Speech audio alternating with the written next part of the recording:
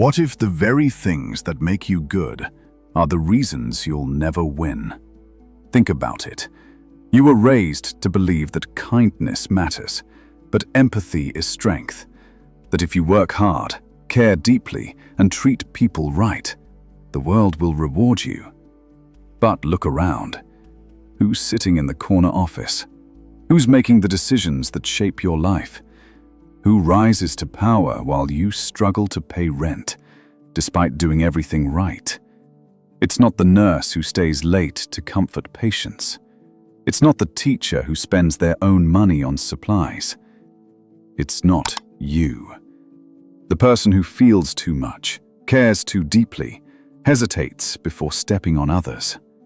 No.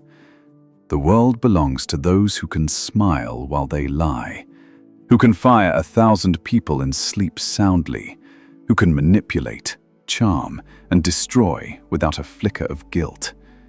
Today, we're going to explore the uncomfortable truth. Modern society doesn't just tolerate psychopaths, it rewards them. And if you're watching this, feeling exhausted by a world that seems to punish your humanity, this is for you. The game was rigged before you even learned the rules. Psychologists call it the dark triad: psychopathy, narcissism, and Machiavellianism. These aren't just clinical terms. They're the hidden curriculum of success in our world. Psychopathy gives you emotional detachment. You can make brutal decisions without the weight of guilt. Narcissism provides unshakable confidence and self-promotion. Machiavellianism offers strategic manipulation, the ability to use people as chess pieces. Now think about what our systems actually reward. In business, decisive leadership over careful consideration. In politics, charismatic confidence over genuine wisdom. In relationships, mysterious unavailability over honest vulnerability. Studies show that 1 in 5 corporate executives display psychopathic traits, 4 times higher than the general population. These aren't broken people who slipped through cracks. They're the chosen ones, elevated by systems that mistake cruelty for strength. Meanwhile, the traits that make you human, empathy, conscientiousness, genuine care, are seen as liabilities. Empathy slows down decision-making. Conscientiousness makes you overthink.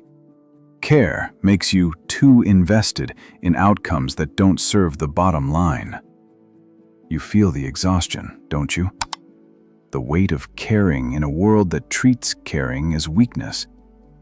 You wonder if you're naive, if you're missing something, if maybe you need to become colder to survive. But first, let's see how deep this rabbit hole goes. Meet Sarah. 10 years ago, she started as a marketing manager alongside Tom. Same education, same starting salary, same dreams. Sarah stayed late to help struggling teammates. She built genuine relationships with clients. When budget cuts came, she fought to save jobs, even when it meant her department looked less profitable on paper. Tom took a different approach. He took credit for Sarah's ideas in meetings. When the company needed to cut costs, he suggested firing the underperformers, people he'd previously called friends. He charmed executives with confident presentations while privately mocking the same people to their faces. Today, Tom is CEO. Sarah burned out and left corporate 3 years ago. This isn't an accident. It's the system working exactly as designed. Corporate structures reward people who can execute without conscience. Fire 20% of the workforce? Tom doesn't flinch. He sees numbers, not families. Lie to investors about growth projections? Tom calls it optimistic forecasting. Destroy a competitor through dirty tactics? Tom calls it strategic positioning. Sarah couldn't do these things because she saw the human cost. She felt the weight of each decision. And in boardrooms where profit is the only morality, feeling is failing. "I thought loyalty and hard work would pay off," Sarah told me recently. I was measuring success with a ruler while everyone else was playing with loaded dice. The most chilling part? Tom genuinely believes he deserves his success.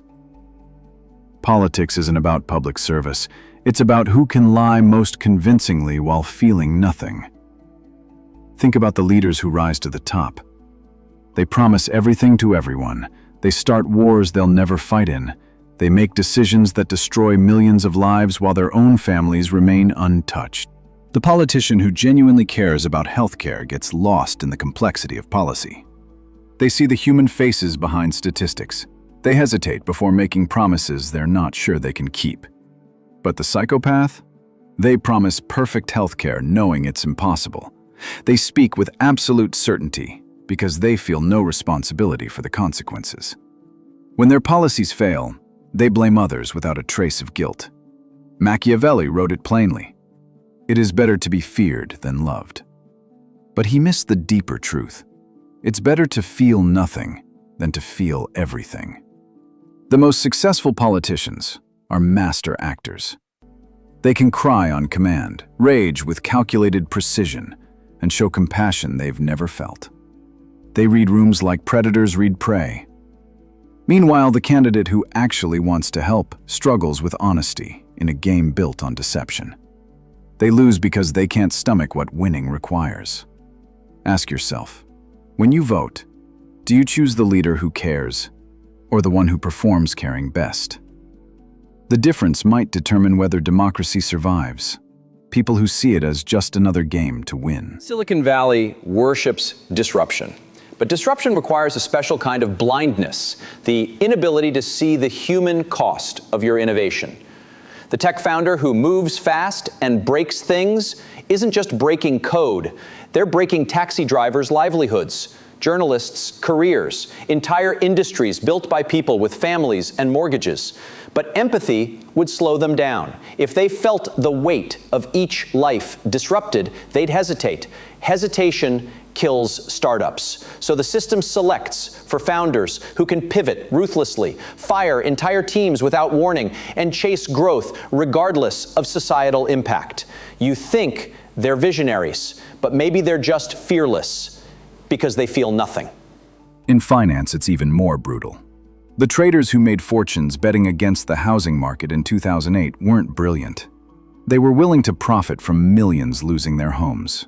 They saw opportunity where others saw human tragedy. The hedge fund manager who shorts a cancer research company isn't evil. They're efficient. The banker who designs predatory loans for desperate families isn't cruel. They're innovative. Kindness in these worlds isn't just weakness, it's inefficiency. The financial advisor who warns clients away from risky investments makes less money than the one who sells them dreams. The startup founder who considers societal impact moves slower than the one who doesn't. The market rewards the emotionally numb. And then we wonder why our economy feels soulless.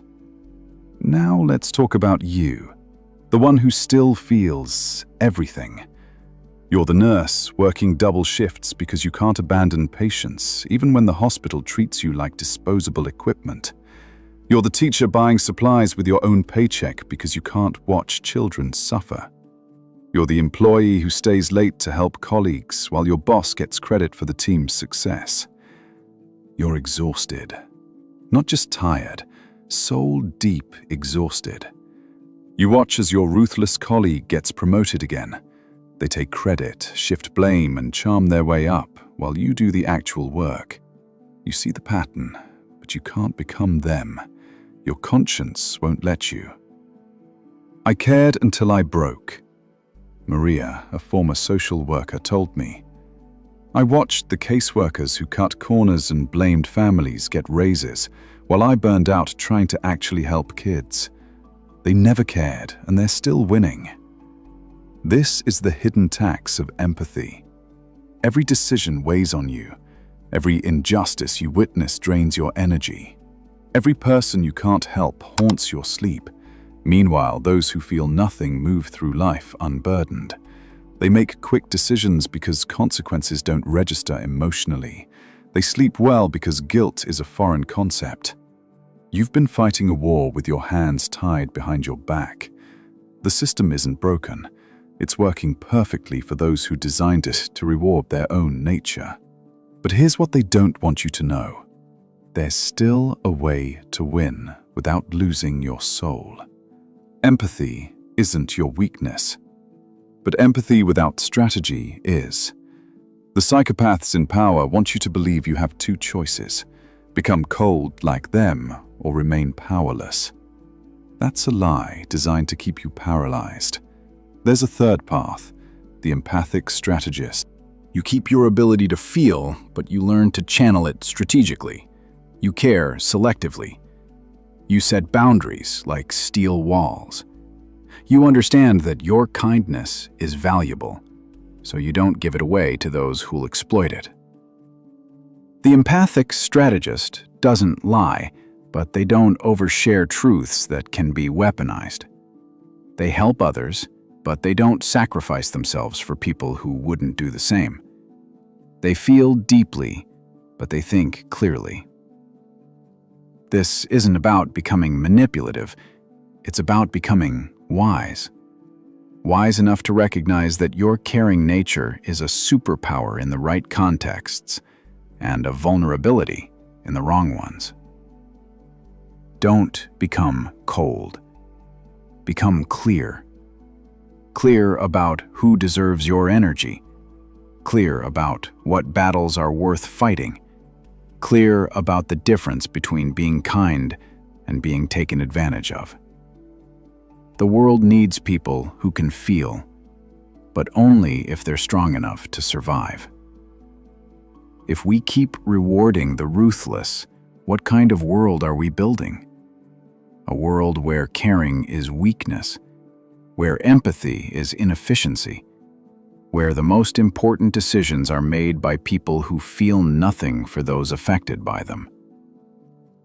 But you're still here, still feeling, still refusing to turn cold despite everything the world has thrown at you. That makes you dangerous to their system. This message won't reach you through corporate media or political campaigns. The people in power have no interest in empowering those who might challenge them with actual humanity. So, if this resonated with you, if you recognized yourself in these words, share it. The quiet rebels who refuse to become monsters need to find each other. Because the world doesn't need more psychopaths. It needs more people who are strong enough to care.